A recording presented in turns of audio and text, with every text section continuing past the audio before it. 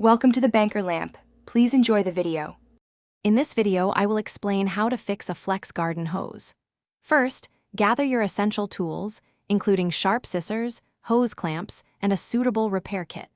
Next, ensure the water supply is completely turned off to prevent any unexpected sprays.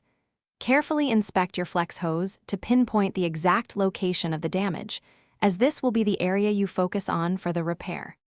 Once you've identified the damaged area, use your sharp scissors to make a clean, straight cut on both sides of the compromised section. It's crucial that these cuts are smooth and even to ensure a tight seal. Now, take your repair connector and firmly insert one end into each of the freshly cut hose sections, pushing them in as far as they will go.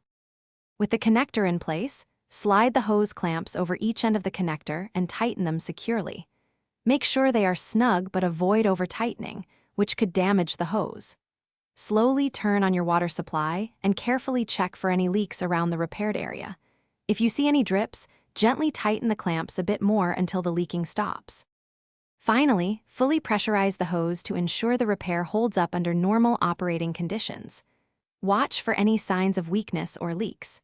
To prevent future damage, always store your flex hose properly, avoiding kinks or prolonged exposure to direct sunlight.